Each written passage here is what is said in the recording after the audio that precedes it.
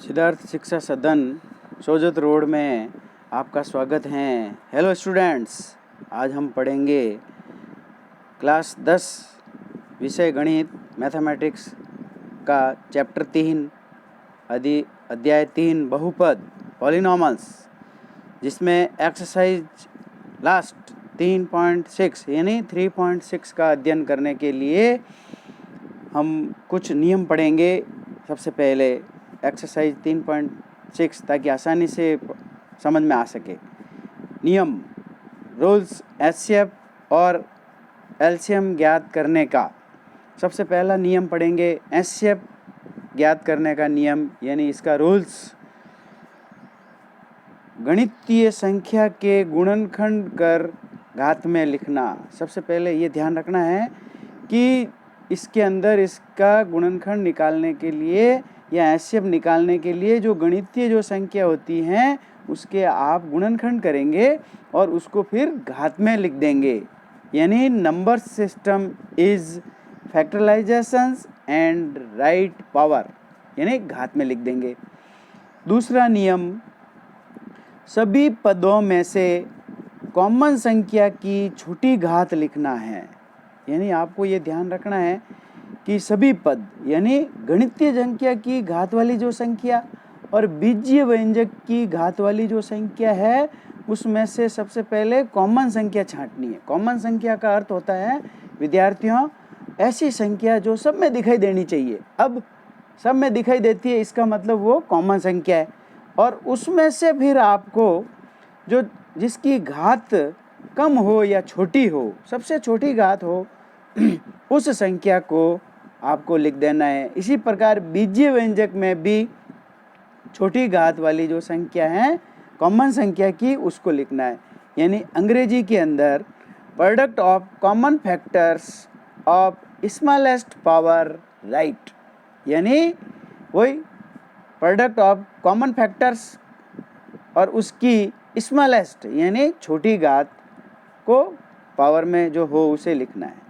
Third नियम कहता है अन्य पद जो कॉमन नहीं है उसे नहीं लिखना। एचसीएफ में एक चीज़ का ध्यान रखना है कि जो अन्य पद, जो अगर 2 पद है 3 पद है उसमें अगर कॉमन दिखाई नहीं दे रहा है, जैसे एक में 2 की घात 3 दिखाई दे रही है, दूसरे में नहीं दे रही है, और तीसरी में 2 की घात 2 दिखाई दे रही है। अब दूसरे में अगर 2 की घात कुछ नहीं है या 2 संख्या ही नहीं है, इसका मतलब ये कॉमन संख्या नहीं है, तो ये आपको इसमें नहीं लिखना है। यानी एवॉइड नो कॉमन टर्म्स।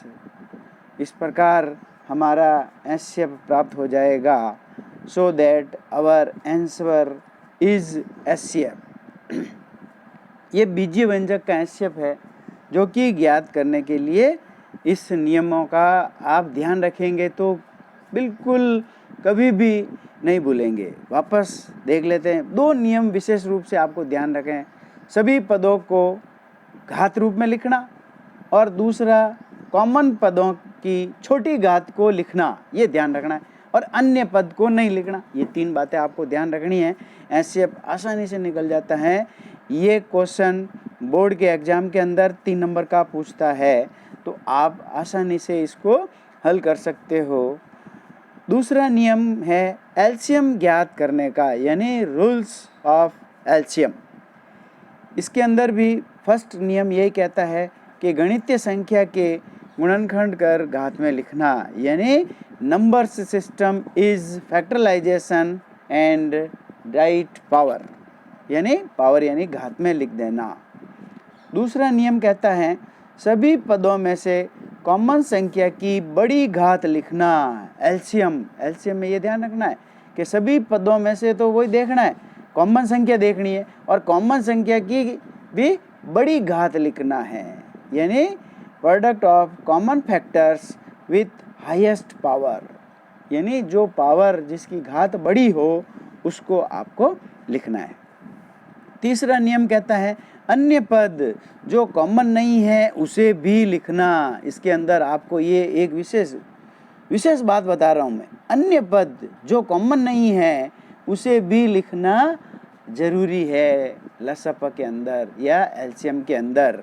जैसे 2 की घात 3 आ गई और दूसरी संख्या में 2 की घात आई नहीं बिल्कुल, और तीसरी में आ गई 2 की घात 2, तो इसमें 2 की घात 3 लिखेंगे। अन्य भले नहीं आई हुई है तो भी, लेकिन कभी कभी ऐसा होता है कि फर्स्ट टर्म एक पद में तो 2 आ गया, और दूसरे पद में 3 आ गया, और तीसरे पद में 5 आ गया, तो भी ये सभी लिखना जरूरी है। 2 भी लिखना है, 3 भी लिखना है, और 5 भी गुणे में लिखना है, और फिर इसको सबको गुणा करना है, तब एलसीएम आपका प्राप्त हो जाए। इस प्रकार हमारा एलसीएम प्राप्त हो जाता है। So that our LCM is answer.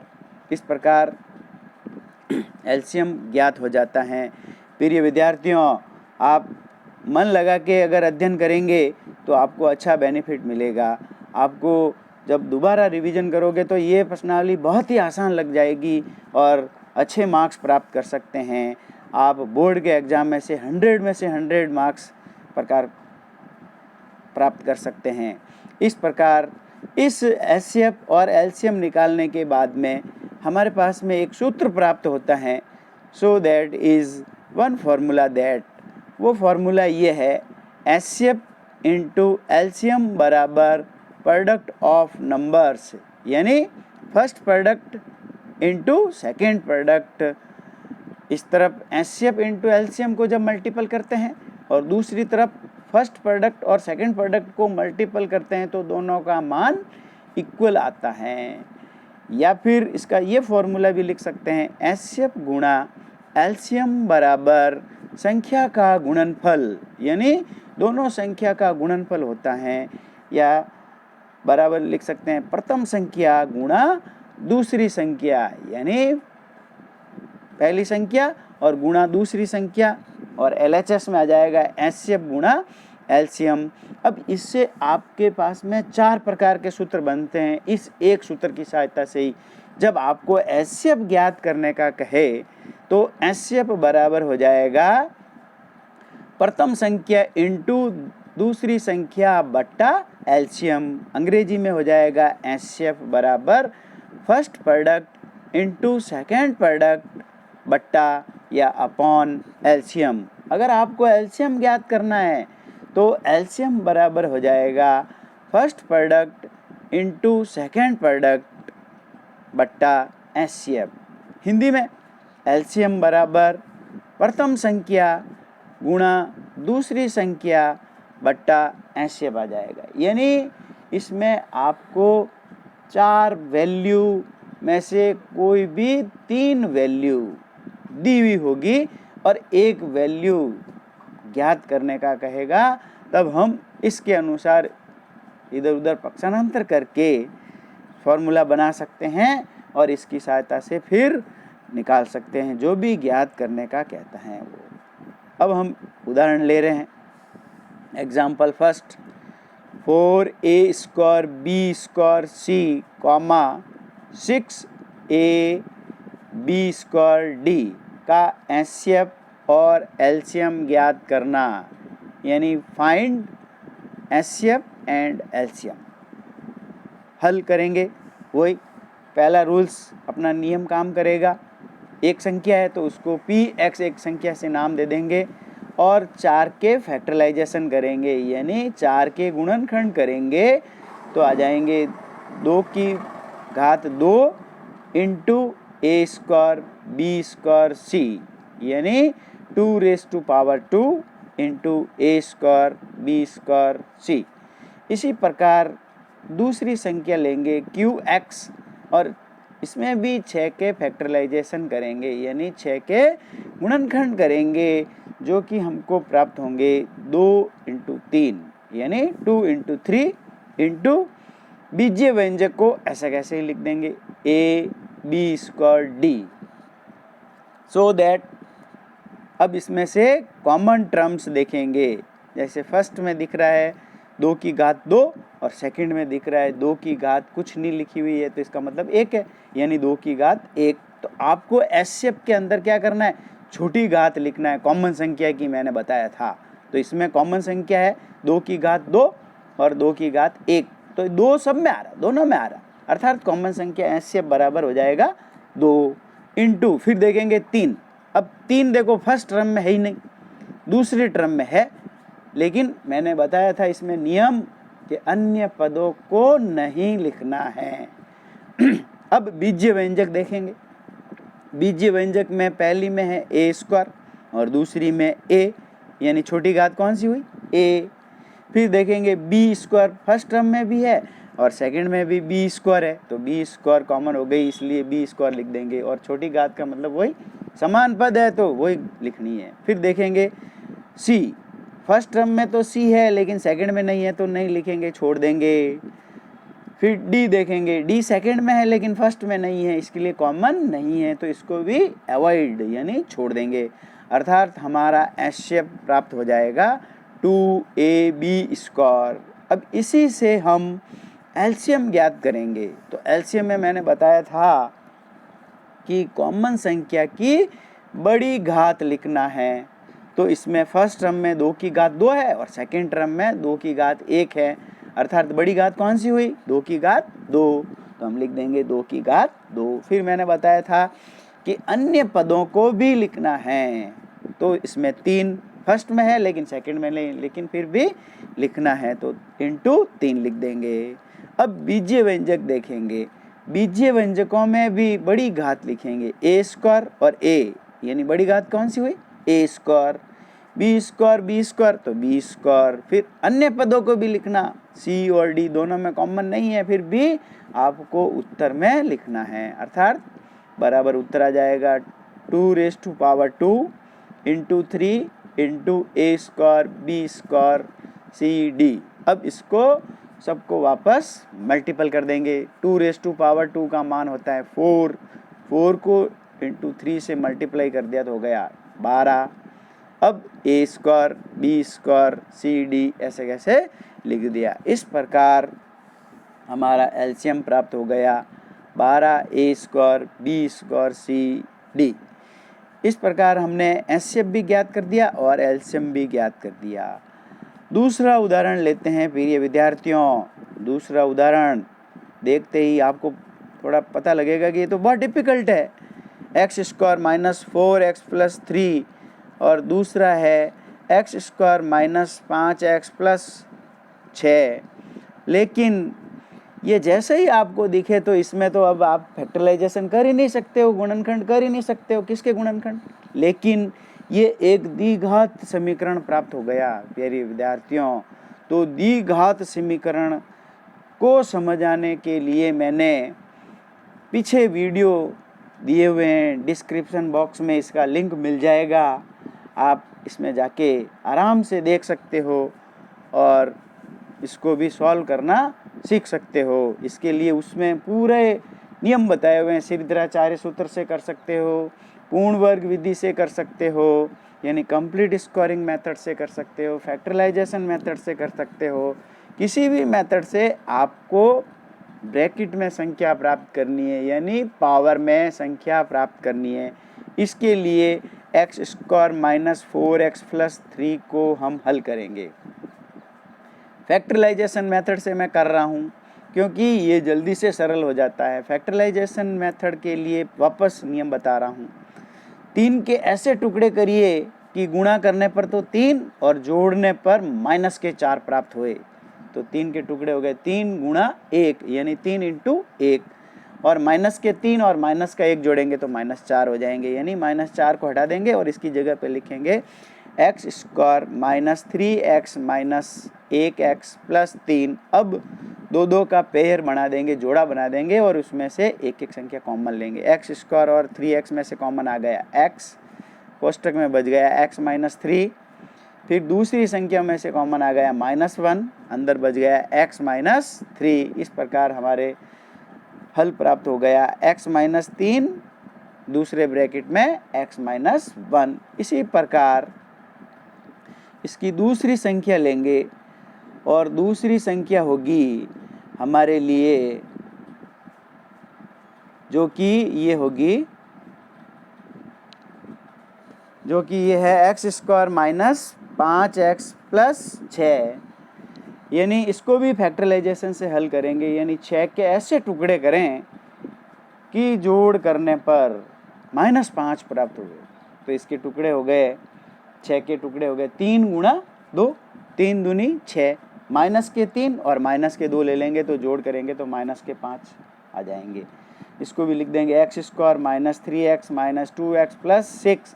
अब आगे वाले दो जोड़ों में से एक एक कॉमन लेंगे तो x कॉमन आ जाएगा तो अंदर बच जाएगा x माइनस 3।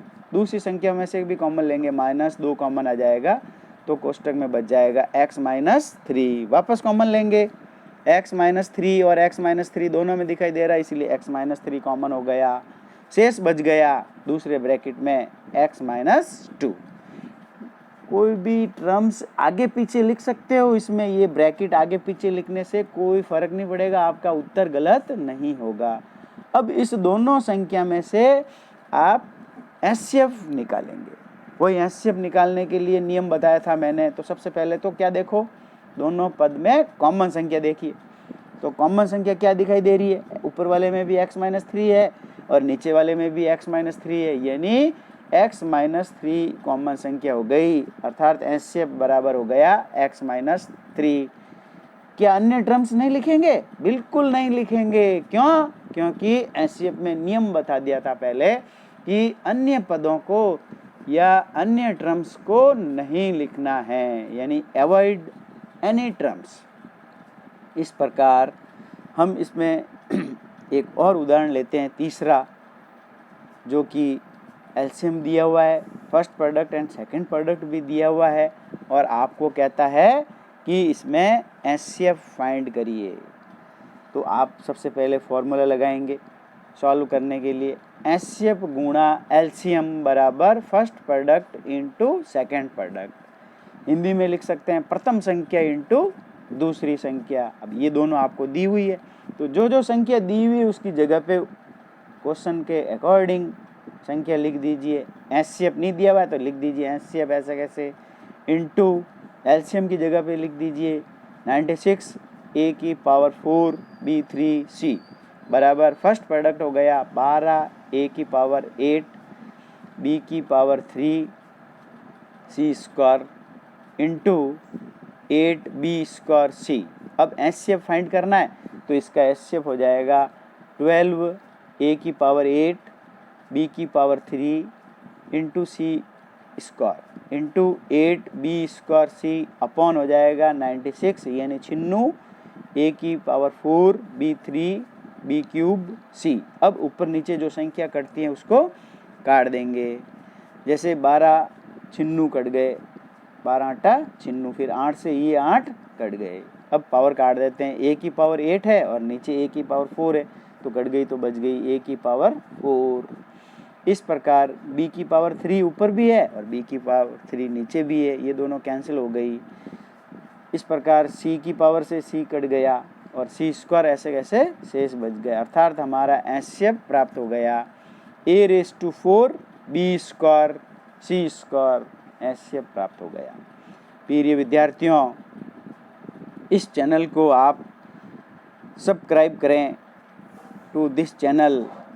जितना ज़्यादा से ज़्यादा सब्सक्राइब करेंगे तो इसका बेनिफिट आपको मिलेगा, अच्छी तरह से प्रश्न समझ में आ जाएंगे। इस क्लास की पीडीएफ डाउनलोड करने के लिए नीचे डिस्क्रिप्शन बॉक्स में जाएं और पीडीएफ डाउनलोड कर लें ताकि इसके नोट्स आप लिख सकते हो। ये बुक्स के अंदर एचसीएफ और एलसीएम के ऐसे रूल्स आपको किताब में नहीं मिलेंगे, किताब में से देखने पर बिल्कुल समझ में नहीं आएगा। इस प्रकार इस वीडियो को बार बार देखें और सब्सक्राइब ज़रूर करें, क्योंकि इसको सब्सक्राइब करने से मेरे को कोई फ़ायदा नहीं है, बेनिफिट नहीं है।